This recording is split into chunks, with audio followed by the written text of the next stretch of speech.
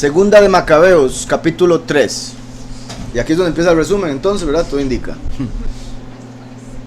En tiempos del Cohen Gadol Oniá, la ciudad apartada de Jerusalén vivía en completa paz. Y las leyes eran cumplidas del modo más exacto, porque él era un hombre piadoso que odiaba la maldad. Odiaba la maldad. Los mismos reyes rendían honores al lugar apartado y aumentaban la estima del templo con magníficos regalos. Aún Seleuco, rey de Asia, sostenía de sus propias rentas los gastos para la celebración de los sacrificios. Pero un cierto Shimón, del turno sacerdotal de Bilgá, ¿se acuerdan que habían 24 turnos en el templo? A través de los años, cada año tenía que servir en el templo por 2 semanas cada una de las familias. Entonces se iban rotando y rotando. Y una de las familias de las 24 de los sacerdotes era la de Bilgá. Y de ahí venía Shimón. Dice, pero un cierto Shimón, ya con solo, ya se sabe lo que viene, pero bueno, del turno sacerdotal de Bilgá y administrador del templo, se disgustó con el Cohen Gadol Oniá por causa de la administración del mercado de la ciudad. Por causa de la administración del mercado de la ciudad. Al no poder imponerse a Oniá, fue a hablar con Apolonio de Tarso. Lo que es la gente, ¿verdad? Trata él de imponerse, de imponer su voluntad. Como no lo logra, no acepta, ¿verdad? Como los malos perdedores. Y se va a hablar con Apolonio. Recuerden que Apolonio es el mismo nombre de Apolo o Apolión, el destructor de Tarso. Entonces fue a hablar con Apolonio de Tarso, que en aquel tiempo era jefe militar de las provincias de Celesiria y Fenicia, y le contó que el tesoro del templo de Jerusalén en el tesoro, vean qué sorprendente, él era de Bilgá, de la familia sacerdotal, y dice además de eso, y administrador del templo, el administrador del templo, para poder ganar en contra de Oniyá, el sumo sacerdote que era apartado, va y habla con Apolonio y le cuenta de todos los tesoros que hay ahí en el templo. Es que, Padre Celestial. Y le contó que en el tesoro del templo de Jerusalén había incalculables riquezas, que la cantidad de dinero depositado era incontable, mucho más de lo que se necesitaba para los gastos de los sacrificios, y que por lo tanto el rey podía apoderarse del tesoro. O sea, ahí ya no estaba peleando con Oniyá, estaba peleando con Yahweh mismo. Se estaba atreviendo a dañar el templo y todo lo que Yahweh había dado de bendición para el pueblo, puesto que obviamente de ese tesoro se usaban para cosas al servicio del pueblo o de los sacerdotes, lo que se necesitara, y pensaría que por Oniyá, a ser justo, lo estaba administrando bien. Y la buena administración también hace que se multiplique, ¿verdad? Pero hay gente que más bien pensaría que se está multiplicando porque no lo suelta, porque no lo usa, ¿sí me explico? Y aquí estaba este hombre con Apolonio. Y por lo tanto el rey podía apoderarse del tesoro. O sea, se puso más del lado de Apolonio que de Yahweh. Y qué curioso, porque el templo es de Yahushua y Apolonio representa al falso Mesías, porque recuerden que Apolión va a salir del abismo y después va a entrar en la imagen de la bestia como el falso Mesías. Dice, Apolonio fue a ver al rey y lo puso al corriente del asunto de los tesoros del templo. Entonces el rey confió en Heliodoro. Ahora vean qué curioso, que además de Apolonio, Heliodoro, Helio es el sol, ¿verdad? Adoración al sol, el sol como el principal falso Mesías, principal falso Elohim, el sol de este mundo que representa a Heilel, por ejemplo. Entonces Apolonio como Azazel, Heliodoro como Heilel, el encargado del gobierno, la misión de apoderarse de aquellas riquezas. Qué curioso que Heilel es el poderoso de la fortuna, de las riquezas de este mundo, como le dijo a Yahushua, a él le fueron dadas y él se las daba a quien quisiera. Entonces le tentó a Mashiach diciéndole, inclínese ante mí. Dice, Heliodoro se puso inmediatamente en camino con el pretexto de visitar las ciudades de Celesyria y Fenicia, pero en realidad lo hacía para llevar a efecto las intenciones del rey. Cuando llegó a Jerusalén fue recibido amistosamente por el Cohen Gadol y los habitantes de la ciudad, a quienes expuso lo que había dicho acerca del tesoro del templo. Cuando llegó a Jerusalén fue recibido amistosamente por el Cohen Gadol y los habitantes de la ciudad, a quienes expuso lo que le habían dicho acerca del tesoro del templo y manifestó el motivo de su venida. Preguntó entonces si era cierto lo que le habían contado. El Cohen Gadol le explicó que el dinero depositado pertenecía a las viudas y a los huérfanos, lo que decía, para ayuda del pueblo. Y la escritura dice que la verdadera religión es amar al prójimo como uno mismo y dar ayuda a las viudas y a los huérfanos. Dice, y que una parte era de Hircano, hijo de Tobías, personaje que ocupaba un cargo importante. Así pues, las afirmaciones del impío Shimón eran falsas. Le explicó que todo el dinero depositado sumaba la cantidad de 13.200 kilos de plata y 6.600 kilos de oro. O sea, hasta eso, le dijo exactamente lo que había ahí, cosa que el otro le había dicho que era imposible. Hay tantas riquezas que no se puede contar. El otro dice, sí, las conté, son tanto. 400 talentos de plata y 200 de oro. 400 la letra Tav, último, sello.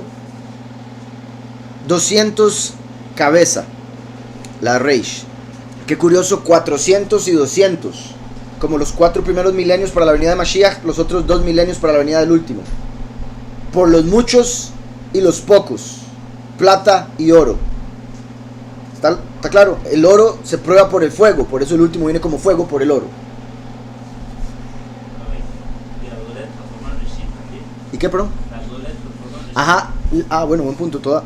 Verá, la letra Reish y la letra Tav son la primera y la última de Reshit, que es principio. ¿Verdad? Como el principio y el final de todas las cosas, el final se encuentra en el principio y en el principio se encuentra el final. Entonces hay una conexión entre la Reish y la Tav. Entonces dice, y que de ningún modo se podía cometer una injusticia con los que habían confiado en la pureza del lugar y en el carácter apartado e inviolable de aquel templo venerado en todo el mundo. Pero Heliodoro, en virtud de las órdenes que había recibido del rey, insistía en que el dinero debía ser entregado al tesoro real.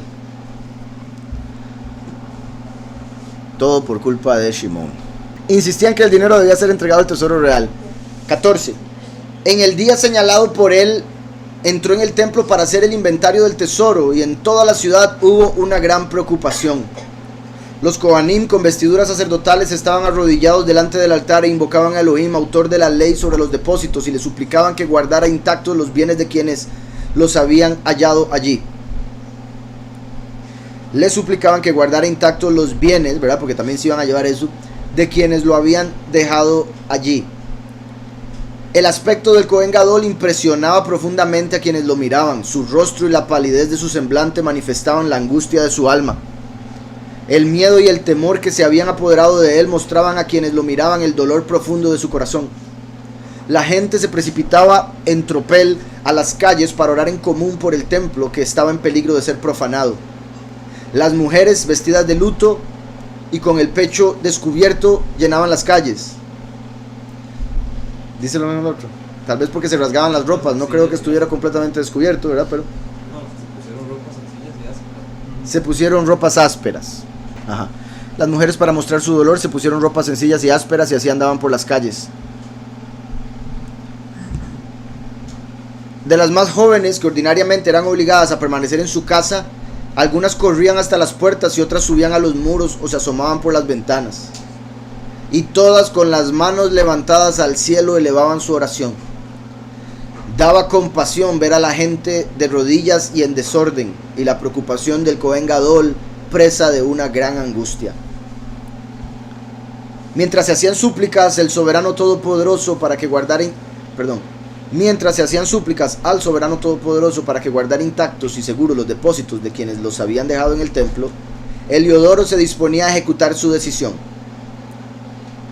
Pero cuando él y sus acompañantes se encontraban ya junto al tesoro, el soberano de los espíritus y de todo poder se manifestó con gran majestad, de modo que a todos los que se habían atrevido a entrar los aterró el poder de Elohim y quedaron sin fuerzas ni valor. Poderoso ver eso. Pues se les apareció un caballo ricamente adornado y montado por un jinete terrible, que levantando los cascos delanteros se lanzó con violencia contra Heliodoro. El jinete vestía una armadura de oro. Qué poderoso. Buenísimo si fuera un caballo blanco, ahí veremos después si menciona color, pero como sabemos, Yahushua vino en un burro a hacer misericordia, sentado sobre un asno, humildemente, como juez también, porque los jueces y reyes se montaban en asno en ese tiempo. El último viene sobre un caballo blanco. Ahora, como dije y siempre he dicho, bueno, no siempre, pero desde que lo aprendí, lo que el primero cumple literal, el otro espiritual, y viceversa. Entonces Yahushua literalmente entró sobre un asno, el último espiritualmente viene sobre un caballo blanco. No dudo, quizá en algún momento de su vida monte un caballo blanco, pero mi punto es, no es como que va a andar por un caballo blanco a todo lado que vaya, ¿verdad? Entonces, vean cómo aquí menciona el caballo, y es porque viene a traer juicio, viene enojado. Yahushua trajo favor, misericordia, el último trae juicio, la condena de los impíos que se atreven a ir en contra de Yahweh, e incluso si pudieran entrar en el lugar apartado y llevarse todas sus riquezas. Yahushua es el templo.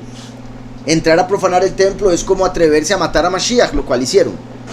Entonces, dice, se les apareció un caballo ricamente adornado. Caballo representa guerra. Y montado por un jinete terrible. Terrible, recuerden que es asombroso. No es necesariamente, como muchas veces se usa, malo, sino asombroso, difícil de entender. Dice que levantando los cascos delanteros se lanzó con violencia contra Heliodoro.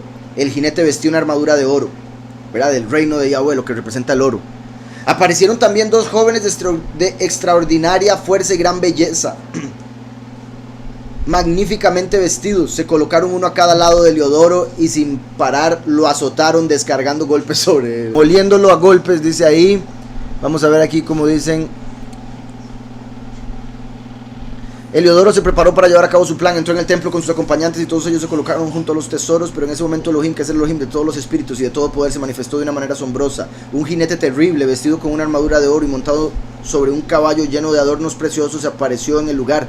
Al verlo, todos los que se atrevieron a entrar al templo quedaron paralizados de miedo y perdieron las fuerzas. El caballo se lanzó contra Heliodoro y los atacó con sus patas delanteras. Luego aparecieron dos jóvenes muy fuertes, hermosos y bien vestidos, que se pusieron junto a Heliodoro, uno a cada lado, y le dieron una tremenda paliza.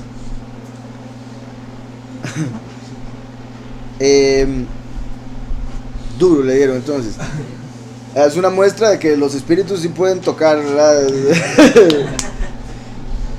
No es como que sí.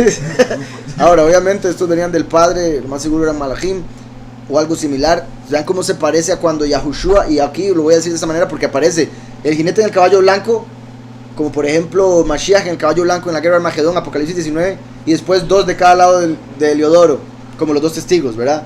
Imagino Heliodoro viendo el caballo, y cuando están dos aquí, y igual a cuando vieron los discípulos, los apóstoles, vieron a Mashiach ascender a los cielos, y de repente tenían a dos hombres al lado, que le dijeron, ¿qué están viendo? Ese mismo Mashiach que se fue, así va a venir. Similar también a cuando Yahushua aparece en la transfiguración, y los dos, Moshe y Eliyahu, a cada lado. ¿Alguien va a decir algo? Ajá, sí, buen punto también, ¿verdad? Cuando Jacob pelea con Elohim, esos golpes se sentían. Entonces, dice paliza. Heliodoro cayó de inmediato al suelo y no podía ver nada. Los que lo acompañaron tuvieron que levantarlo y ponerlo en una camilla. Se lo llevaron en camilla de tanto que le dieron.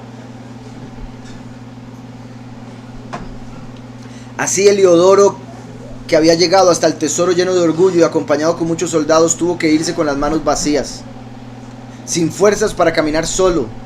Todos reconocieron el poder de Elohim. Bendito Yahweh. Esa es la otra traducción después de la paliza. Heliodoro cayó inmediatamente a tierra sin ver absolutamente nada. Imagino que fue después de ver el caballo que quedó ciego. O no veía por dónde le estaban dando. Rápidamente lo levantaron y lo colocaron en una camilla. Y así a Heliodoro, que con gran acompañamiento y con toda su guardia había entrado en la sala del tesoro, tuvieron que llevárselo a cuestas, incapaz ahora de valerse por sí mismo, mientras reconocían claramente el poder de Elohim. Y en tanto que por la fuerza de Elohim aquel hombre quedaba derribado, mudo y sin esperanza de salvación, los Yahudim daban toda a Yahweh, que había mostrado su estima en el lugar apartado, y el templo, en donde poco antes había reinado el miedo y la confusión, estaba ahora lleno de alegría y gozo por la manifestación del soberano todopoderoso.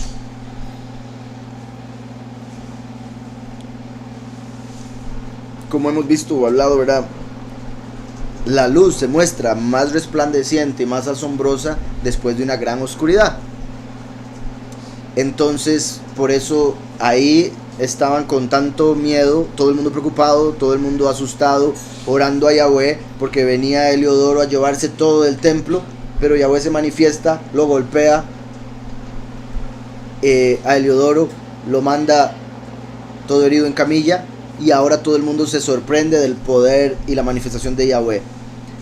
Así como en el fin de los tiempos viene tribulación, oscuridad, pero es para que Yahweh se pueda manifestar con gran poder. Dice, los amigos de Heliodoro corrieron a pedir a Oniyah que hicieran una oración al Elohim Altísimo. Ok, obviamente, si vienen a hacer eso es como, hey, perdón, lo que hicimos, ya nos dimos cuenta que este poderoso es verdadero, no podemos meternos con él, entonces por favor oren a él por Heliodoro. Pero verdad, obviamente desde el punto de vista de la carne, qué sorprendente el descaro. Como usted se acaba de atrever a venir a llevarse todo el templo y ahora quiere que oren por usted. Bueno, esperemos que el arrepentimiento sea genuino. Los amigos de Heliodoro corrieron a pedir a Oniyah que hiciera una oración al Elohim Altísimo para que le perdonara la vida a Heliodoro, que ya estaba a punto de morir. El Cohen Gadol, temeroso de que el rey sospechara que los Yahudim habían atentado contra la vida de Heliodoro, ofreció un sacrificio por su curación.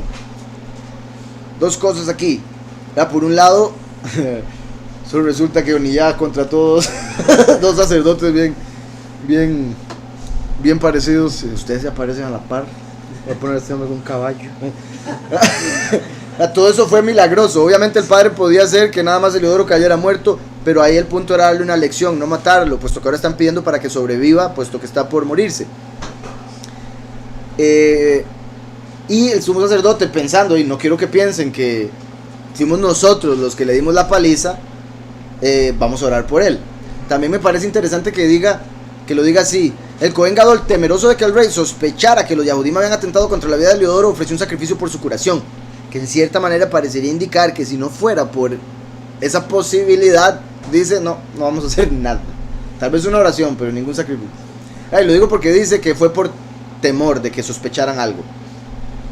Ofreció un sacrificio por su curación, y al ofrecer el sumo sacerdote el sacrificio por el pecado, los mismos jóvenes vestidos con las mismas vestiduras, ¿verdad? Los que lo habían apaleado, vestidos con las mismas vestiduras, se aparecieron nuevamente a Heliodoro. Oigan, se pusieron de pie junto a él y le dijeron: da toda Rabá al Cohen Gadol Oniyah por su oración. Da toda Rabá al Cohen Gadol Oniyah por su oración, el soberano te perdona la vida. Bendito Yahweh, por ese poder y por esa manifestación. Imagínense donde Heliodoro los vio otra vez, acostado en la camilla, y ve que se le aparecen otra vez los dos que lo apalearon. Sí. Revancha. También recuerden que Yahushua es el sumo sacerdote, el Cohen Gadol, el intercesor, el que ora por nosotros para salvarnos la vida. Y vean cómo estos dos vienen y dicen: dele toda Rabá a Yahweh por Oniyah, que sería como los dos testigos diciendo: dele toda Rabá a Yahweh por Yahushua. Da toda Rabá al Cohen Gadol Oniyah por su oración, el soberano te perdona la vida. Y ahora que has recibido el castigo de Elohim, proclama a todos su gran poder. Dichas estas palabras, desaparecieron. Verá que eso también sería como para darle a entender que fue una manifestación celestial y no dos hombres contratados por Oniyah. Ajá, buen punto, muy buen punto, todo arreba. Vean cómo ellos, los Malahim, que se le aparecen a Heliodoro, le dicen, fue por la oración de Oniyah. No dice, fue por el sacrificio. Porque si fuera por el sacrificio, le daría todo poder y autoridad al matar un animal para perdón. Pero la oración fue la que hizo que le perdonaran, que le ayudara. Buen punto. Mostrando el poder de nuestras palabras y nuestro arrepentimiento por encima de cualquier sacrificio de animal que podamos, ¿verdad?, dar, que es solo una representación del sacrificio del cordero para nosotros poder tener un intercesor que ore por nosotros, como ahí Oniyah por Heliodoro. A todos, dice, Heliodoro ofreció un sacrificio e hizo grandes promesas al soberano por haberle conservado la vida, y despidiéndose de Oniyah volvió con sus tropas al rey. A todos hablaba de lo que el poderoso Altísimo había hecho y que él había visto con sus propios ojos. El rey entonces le preguntó a Heliodoro a quién podría enviar de nuevo a Jerusalén, y él respondió, y le respondió a Heliodoro, ¿verdad? Y él respondió, si su majestad tiene algún enemigo, qué bueno, ¿verdad? Como si usted quiere, alguien que usted no quiera, mándese. Si quiere que le den una paliza como la que me dieron a mí, mándelo. Si su majestad tiene algún enemigo o uno que conspire contra su gobierno, envíelo allá. Y si logra sobrevivir, volverá a su majestad despedazado por los azotes, pues ciertamente en ese lugar hay un poder celestial. El que vive en el cielo vela sobre ese lugar y lo protege. A los que van allí con malas intenciones los golpea y los hace morir. Vean qué poderoso y bendito Yahweh por su protección. Y recuerden que la congregación es el templo, y por ende se puede decir lo mismo con respecto a aquellos que se levanten contra nosotros, siempre y cuando nosotros nos estemos comportando como Yahweh manda, obviamente. El que vive en el cielo vela sobre ese lugar, sobre nosotros, y lo protege a nosotros. A los que van allí con malas intenciones los golpea y los hace morir. Y así va a suceder con todos los que se levanten contra Yahweh y contra la congregación. Por eso ni siquiera las mismas puertas del infierno, como dice la escritura, prevalecerán contra la congregación de Yahweh. Esta es la historia de Heliodoro y de la conservación del tesoro del templo. La otra traducción dice: cuando el rey le preguntó a Heliodoro quién otro podría ser enviado de nuevo a Jerusalén, Heliodoro le contestó: su majestad debe mandar a alguien que esté en contra de usted. Que en cierta manera también es como decirle, ¿por qué me envió a mí? Su majestad debe mandar a alguien que esté en contra de usted, porque si acaso regresa vivo, vendrá muy mal herido. Le aseguro que ese lugar está rodeado por el gran poder de Elohim. El poderoso del cielo protege ese templo y matará a golpes a todo el que intente hacerle daño. Esto fue lo que le pasó a Heliodoro, y así el tesoro del templo se salvó. La escritura dice en Apocalipsis 11 que los dos testigos Yahweh los va a proteger, y todos aquellos que les quieran hacer daño, que los quieran matar, van a morir de la misma manera. Entonces vean qué curioso cómo se conecta con esto, puesto que los dos testigos dan testimonio de Yahushua, que es el templo. Los dos testigos, como vimos ahora, como el arca y el arca y el altar del incienso, todos los que se levanten contra ellos van a morir de la misma manera, como acabamos de ver lo que acaba de decir aquí Heliodoro al rey. Exacto, los dos olivos que están a cada lado del poderoso de toda la tierra, como los dos que se pusieron ahí a cada lado, o bueno, de Heliodoro, que estaba ante el caballo blanco que venía con un jinete asombroso. El propiciatorio del arca era para eso, para que la sangre de Mashiach cayera allí. No podía ser derramada en tierra, tenía que quedar como testimonio en el arca. Sí, esa es la idea, entiendo. Eso es lo que dijo Ron Wyatt, en el sentido de que encontró sangre sobre el propiciatorio. El propiciatorio era lo que cubría el arca, y era ahí donde se ponía la sangre de los animales, de cuando se llevaba la sangre del macho cabrío para Yahweh, que representa a Yahushua, y del becerro, que representa al último. Se unía esa sangre y se llevaba al arca. Ahora el punto es por la diferencia que hay entre la historia de Ron Wyatt y la historia que nos menciona aquí Macabeos. Y entiendo lo de que no podía caer en tierra, pero sí cayó en tierra, literalmente, ¿verdad? El punto es que no puede caer en tierra en el sentido metafórico. No cayó la sangre del cordero para nada. Fue para pagar nuestros pecados, y nosotros fuimos hechos del barro. de la tierra, por ende nos cubre su sangre. ¿Sí me explico? Entonces, allá los que pisoteen la sangre del cordero, dejándola caer en tierra, como para pisotearla, pero nosotros estamos cubiertos de su sangre y fue porque fue derramada, así como desde el madero a la tierra, desde el cielo hacia nosotros. Entonces eso tenerlo claro en el sentido de que sí cayó a la tierra. Ahora el punto de Ron Wyatt es que esa tierra se abrió y un poco de esa sangre que cayó a tierra se derramó y llegó al arca, pero también ahí en cierta manera, y no es por quitar nada si es que esa historia sucedió, quiero dejarlo claro, en cierta manera eso más o menos da a entender que lo físico del arca era necesario, que la sangre del cordero tocara el arca era necesario para nuestro perdón, y no considero que eso sea así. Era su muerte la que era necesaria para nuestro perdón, no que su sangre tocara el arca. ¿Sí me explico? Eso sería simplemente algo sorprendente de orden ahí, pero vuelvo y repito, va en contra de lo que dice Macabeos, porque Yahushua vino como el cordero, el macho cabrío, el último descendiente de Efraín viene como el becerro en el arca, y que eso me imagino, tal vez Ron Wyatt no lo sabía, porque eso en el cristianismo no se enseña, eso yo lo llegué a entender por la Torá y por lo que se explica con respecto a cómo se hacían los rituales en el judaísmo, cómo se hacían los rituales en el templo. Entonces se traía la sangre del macho cabrío, se mantenía moviéndose para que no se coagulara, después se traía la sangre del becerro, se mezclaba en un mismo recipiente, y esa era la que se usaba para la expiación. Entonces al morir Yahushua murió como el macho cabrío, el becerro viene hasta el final. Si la sangre del cordero fue la única que llegó ahí, ahora se necesitaría que llegue la del becerro. ¿Y dónde está el arca para eso? ¿Verdad? ¿Sí me explico? Entonces, no, aun si hubiese sido así, no habría sido el cumplimiento entero de lo que la escritura dice que debe ser, porque faltaría la sangre de uno. ¿Y será que si cuando muere el último?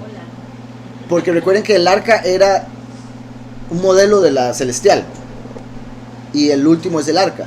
Entonces, curioso que cuando muere el último, resucita y se deja ver el arca en el templo, como dando a entender, una vez que ya está la sangre del becerro, ya se puede mezclar con la del cordero y llevar al arca, por eso se deja ver el arca. Pero también con lo que acabamos de leer de Macabeos, es como una vez que matan al último, ahora se puede revelar dónde está el arca, donde la escondió Yemyahu y su gente. ¿Sí me explico? Porque va a ser el mismo tiempo que ya voy a reunir al pueblo, porque una vez que matan y resucita el último, se da la cosecha. Y aquí decía, cuando reúna al pueblo, dejará que se vea dónde está el arca. Sería petróleo el revestimiento que puso Noaj en el arca. Las traducciones dicen brea. Sí, las traducciones dicen brea. Yo considero, es que la brea funciona para eso, sella. Entonces es lo que me parece que tiene sentido. No sé si serán familia, la brea y el petróleo, pero se parecen. Dice Carolina, muchas personas opinan que catalogan la celebración como una celebración nacional de los judíos, y como no está en Levítico 23. Sí, hermana, de eso ya he hablado. Bueno, ya es que estamos en el cuarto día, entonces cuando empezamos mencioné eso, expliqué, bueno, en realidad todos los Hanukkah tengo que explicar lo mismo, ¿verdad? Tristemente, pero todos los Hanukkah hablamos de por qué sí lo celebramos, cómo en la escritura sí está, en el nuevo pacto, en el antiguo pacto, como ya la tercera vez que leemos que los líderes mandaron a celebrarlo. En ningún lugar dice que sea una celebración solo para los que están en Israel, más bien dice que, vea cómo mencionó Sukkot y el estar esparcidos por toda la tierra. Entonces los argumentos que utilizan no son válidos cuando se toma en cuenta la escritura. Y también el reflejo que hay en Levítico 24 acerca de lo que parecería indicar, proféticamente que habría una fiesta, lo que dice Ageo, etcétera. Bendiciones, Edgardo. Sí, es bendito Yahweh.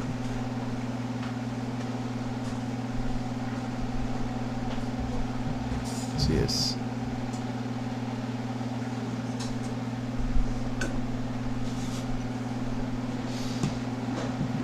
Dice, la dueña de esta propiedad le dijo a mi hijo que le iba a regalar un gorro de Grinch, porque dice que somos unos aburridos porque no celebramos la Navidad con ellos. Nos ven como raros. Qué loco. Así, con mucho orgullo anda la gorra del Grinch. A mí también me han dicho eso. El Grinch con una januquía aquí. ¿Verdad? Solo porque no celebramos lo que ellos celebran, o como ellos lo celebran, o cuando ellos lo celebran, somos unos aburridos. Supieran. ¿Verdad? Pero si me ven en esas, ay, qué bárbaro, cómo va a hacer chistes, uy, ¿por qué se alegra tanto? ¿Por qué se ríe? Hipocresía, falsedad, todo es una mentira lo del mundo. Vanidad de vanidades. Navidad de navidades, todo es Navidad. La verdad.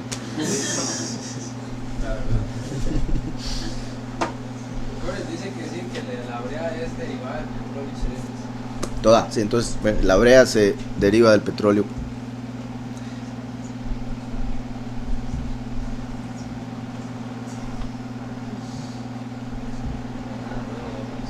Exacto. Dice, hermano, eso del resumen es como cuando nosotros intentamos enseñar la doctrina de una manera puntual sin modificar la esencia recibida por usted. Sí, esa es la idea, que resuman un montón de cosas que yo digo, que resuman lo suficiente como para que una persona que no viene pueda recibirlo, aceptarlo y... sí. También, verá, digamos, sería como... Qué curioso, bueno, esta analogía que voy a hacer, no sé si se preste, pero saben cómo la leche espiritual y el alimento sólido, ¿verdad? La leche espiritual es lo más básico, el alimento sólido lo más revelador, profundo. Entre lo que aprendemos aquí, ¿verdad? Hay un poco de leche espiritual, alimento sólido también. Entonces es como, ¿verdad? De la vaca se saca leche, pero también carne y otro montón de cosas. Entonces de todo el alimento, toda la comida que disfrutamos aquí espiritualmente hablando, que logren ordeñar la leche como para que cuando hablan con alguien que apenas está empezando le den primero leche espiritual basado en todo lo demás que han recibido, porque si le dan de una vez carne lo perdimos a la mayoría, ¿verdad? Uno que otro tal vez eso más bien le haga querer más, pero son pocos los que serían así. Depende también cuál parte de la revelación profunda se dé. Dice aquí una pregunta, ¿cuántas páginas tiene su libro? Es que depende del tamaño de la letra y depende del tamaño del libro. Lo hice en lo más simple y lo puse en PDF y son como 850 páginas. Ahorita lo estoy pasando a otro formato donde va a quedar mucho más bonito. Como les dije, es estética, lo que veíamos ahora, ornamentación y todo eso. Y de una vez aprovecho y hago unos arreglillos ahí de tildes y una que otra palabra que le falta una letra, cosas así. Una vez que lo termine, creo que en ese formato creo que tal vez va a ser como de 900 páginas. Como le digo, lo iba a hacer en uno más pequeño, pero habría sido como 1800 páginas. Imagínense el librito así, pero así de grueso. Y bueno, todos quieren aparecer, bueno, la mayoría, al menos los que estoy viendo aquí, quieren que... tú ahora vas a ir ya. Ahí dijo la cantidad de hojas, bueno, de páginas. Dice aquí, al vestirse de ropas ásperas sería la mezclilla. ¿O qué tipo de ropas ásperas? Es como si le dieran poco valor. Sí, ropas ásperas en sí es ropa incómoda. Ropa, digamos, como también cuando dice que se vestían de saco. Entonces me hizo como el saco de gangocha, que tiene un montón de puntos que hasta pican y así. Eso sería lo áspero de esas ropas. Era como andar algo molesto. Por cómo se sentían adentro, lo expresaban con su ropa exteriormente. Pero también es como analogía o análogo a ropas rotas, ropas viejas, ropas no lujosas, no caras,